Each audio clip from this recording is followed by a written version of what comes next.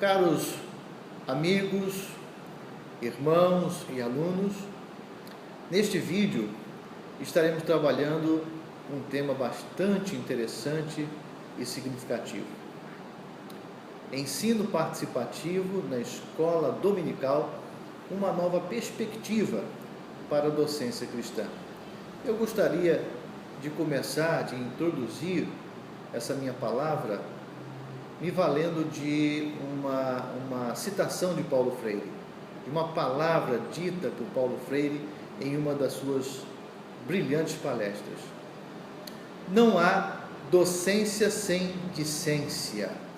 Quem ensina, aprende ao ensinar. E quem aprende, ensina ao aprender. Na verdade, existe uma relação intrínseca, íntima, entre essas duas ações, ensinar e aprender. Todas as vezes que nós nos colocamos diante das nossas classes, da nossa turma na escola dominical no domingo de manhã, com a intenção de ensinar, devemos estar conscientes de que também iremos aprender. Essa relação, ela é intrínseca, íntima. Todas as vezes que você ensina, você aprende, e todas as vezes que você aprende, também você ensina de alguma forma. Isso é tão interessante que a gente costuma dizer que ensinar tem por consequência obrigatória o processo de aprender. Se você diz que ensinou e os seus alunos não aprenderam, significa que você não ensinou coisa alguma, porque se tivesse ensinado, eles de fato teriam aprendido. Isso é tão interessante, existe uma relação realmente intrínseca entre essas duas ações, que até no Antigo Testamento nós percebemos isso. Existem alguns termos no hebraico, no Antigo Testamento, para significar ensinar. Cerca de 12 termos, dentre eles está o termo alape, no hebraico, significa ensinar. Mas esse mesmo termo, por exemplo, alape, em outras passagens do Antigo Testamento, tem o sentido de aprender. Então, como iremos saber se se trata de ensinar ou aprender? Somente através de uma análise cuidadosa do contexto, para saber se se trata de ensinar ou aprender. Isso é bastante interessante. Há muito tempo atrás, quando eu estava liderando o departamento, chefiando o departamento de educação cristã na CPAD, eu recebia muitos telefonemas, muitas ligações de irmãos interessadíssimos em ensinar, com qualidade. Eu me lembro de uma vez quando o irmão me ligou e me perguntou: professor Marcos, por que eu não consigo fazer com que os meus alunos aprendam, por mais que eu me dedique, eu passe a semana inteira pesquisando, eu recorro aos dicionários, às enciclopédias bíblicas, eu recorro a diversos livros, comentários, chaves bíblicas, concordância exaustiva, eu vou à internet e pego de lá alguns recursos interessantes, mas eu percebo que meus alunos não estão aprendendo comigo. E naquela ocasião eu pude dizer o seguinte para aquele irmão, que realmente estava preocupado com a sua turma.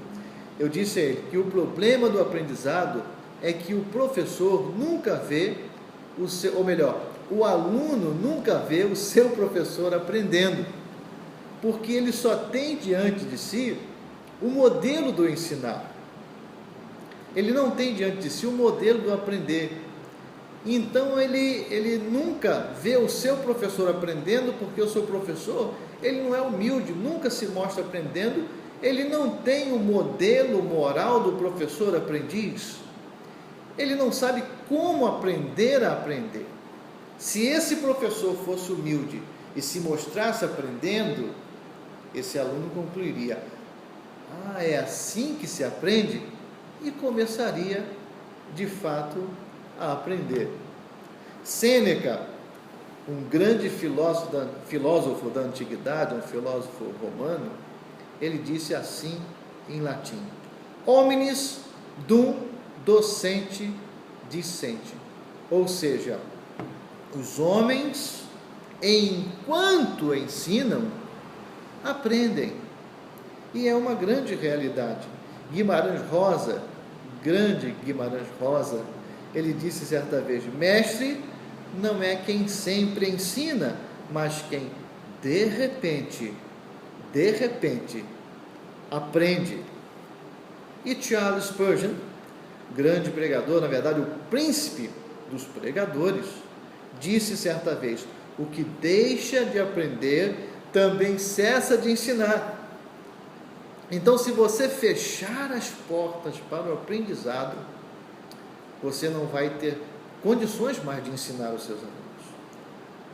Não terá mais condições, porque na verdade nós aprendemos com todos. Nós, seres humanos, somos seres plenamente educáveis. Nós aprendemos com as crianças, com os adolescentes, com os jovens, com os livros. Aprendemos com os anciãos, com as anciãs, aqueles de cabecinha bem branquinha, com seus 80, 90 anos, analfabetos, semi-analfabetos. Como aprendemos com eles? Através daqueles causos maravilhosos. Nós aprendemos com tudo e com todos. Eu costumo dizer, meus amigos, que a diferença entre o professor e o aluno é que o professor é aluno para a vida inteira. Então, se você tem convicção da sua chamada para o ministério de ensino, não é? O magistério eclesiástico, então saiba disso. Você terá de aprender sempre. E aprendemos de fato uns com os outros. Eu coloquei nesse nosso estudo, breve estudo, apenas 3 objetivos do ensino participativo. Quais são esses 3 objetivos? O primeiro é o seguinte, eu queria que você gravasse bem: tornar os alunos mais ativos no processo de aprender, evitando as aulas essencialmente expositivas. É claro que nós não iremos evitar as aulas expositivas de uma vez por todas, porque nós, professores, nos valemos a maior parte do tempo das aulas preletivas, expositivas, da técnica da exposição oral. Nós preferimos essa técnica por quê? Justamente porque nós, professores, gostamos de falar e às vezes falamos de forma exagerada, exacerbada, e essa nossa fala, ela se coloca como uma barreira à boa comunicação e ao bom ensino. Nós imaginamos, se falarmos muito, também estaremos ensinando muito.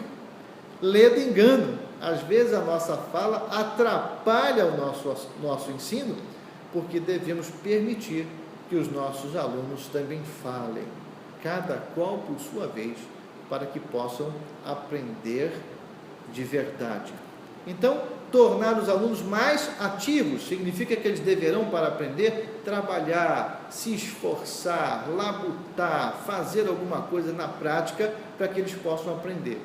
Eu quero também chamar a atenção de vocês que é bom se nós alternarmos a técnica da exposição oral, tão preferida por nós professores, com outras técnicas mais dinâmicas, participativas, colaborativas, como dividir a turma em pequenos grupos, trabalhar com dinâmica de grupo, não é? Com painéis, simpósios, debates, trabalhar com projetos pedagógicos.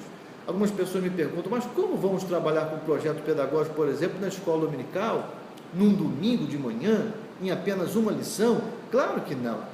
Mas se você tem um trimestre, são 3 meses de aula. Ao longo desses 3 meses, você pode trabalhar com um projeto pedagógico, ok? Mas, em outra ocasião, estaremos falando, explicando o que é, de fato, um projeto pedagógico. Vamos, então, para o segundo objetivo. Empreender trabalhos que estejam em harmonia com os interesses dos alunos e relacionados às suas próprias experiências. Vamos por parte. A primeira parte desse segundo objetivo é empreender trabalhos que estejam em harmonia com os interesses dos alunos. Os alunos só aprendem quando estão interessados. O professor precisa sempre buscar onde está o foco de interesse do seu grupo, do seu aluno. O aluno só vai aprender se ele quiser, se ele desejar. Tudo que nós aprendemos até hoje, nós só aprendemos porque quisemos, desejamos, almejamos. Tudo que você aprendeu na sua vida, você aprendeu porque você quis aprender, você desejou aprender, não é? Se a pessoa não tem esse desejo, ela não vai aprender. Existe um provérbio popular que diz que você pode levar o cavalo até o ribeiro de águas, mas fazê-lo beber, de jeito nenhum, jamais. O cavalo só vai beber se ele quiser, se ele desejar. Então, o professor precisa, na sala de aula, independente do tema da lição, descobrir onde está o foco de interesse do seu aluno. Porque, de repente, o aluno ele tem outros interesses, não é? Você tem o tema da lição para tratar naquele domingo. Um tema muito importante para você e para todos. Está lá no currículo para ser tratado naquele dia. Mas só que seu aluno tem uma expectativa diferente, ele tem uma necessidade específica, então ele tem uma curiosidade sobre um outro tema e ele almeja profundamente aprender sobre aquilo. Você jamais poderá tirar esse interesse dele.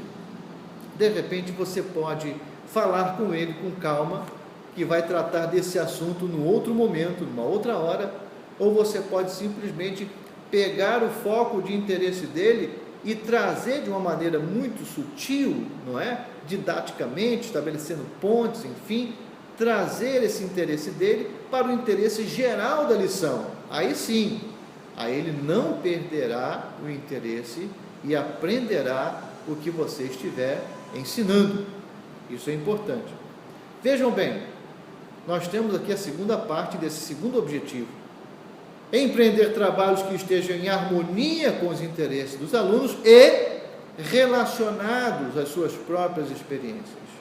Nós só aprendemos as coisas que dizem respeito à nossa vida, à nossa experiência prática, ao nosso cotidiano. Tudo que nós aprendemos até hoje, nós aprendemos porque essas coisas que nós aprendemos tinham a ver com a nossa vida prática, com o nosso cotidiano, com a nossa realidade de vida.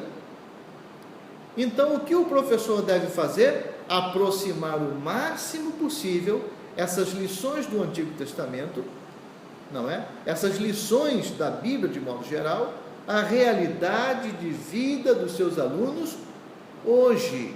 Ou seja, deverá haver uma contextualização, uma aplicação constante à realidade de vida dos nossos alunos.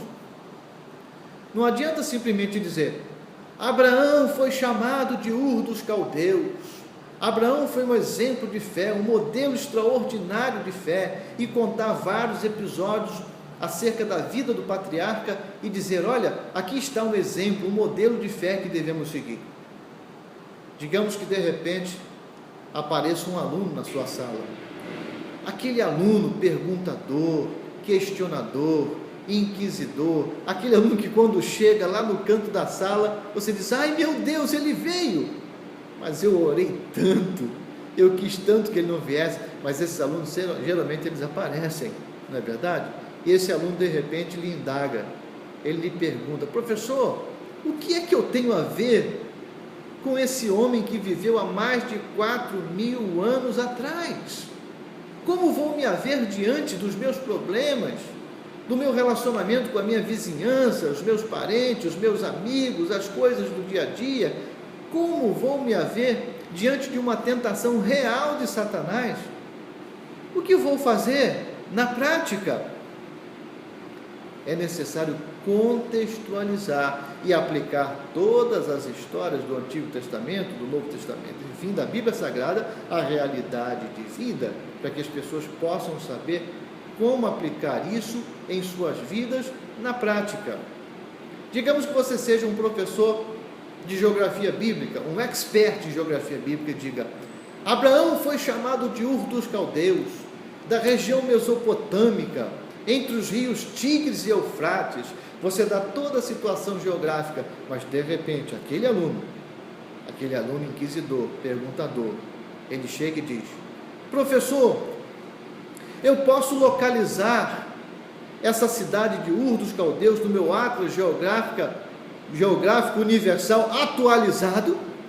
E aí você fica numa situação muito difícil, não é verdade?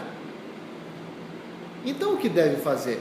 O que deve ser feito? O professor deverá levar para a sala de aula, sim, um mapa bíblico antigo, desse tipo que nós temos em nossas Bíblias de estudo, mas levar consigo também para a sala de aula um mapa universal, atualizado, e fazer paralelos, fazer comparação. Se esse professor faz isso, ele poderá responder a esse aluno: olha, Ur dos Caldeus é o Iraque. E o aluno se assusta: é o Iraque? É o Iraque hoje. Inclusive os rios Tigres e Eufrates estão lá até hoje com os mesmos nomes.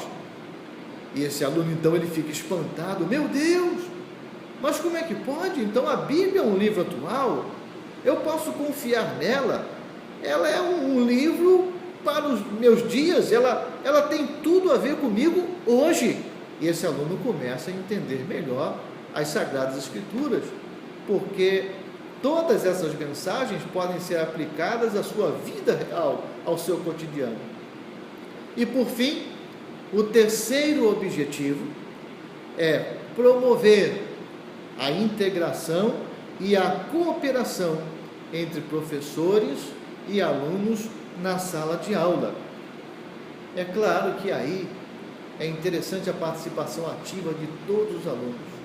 Os alunos só aprenderão de verdade se eles puderem participar ativamente do seu processo de aprendizagem, senão eles jamais aprenderão de verdade. Um abraço a todos e espero vocês no próximo módulo.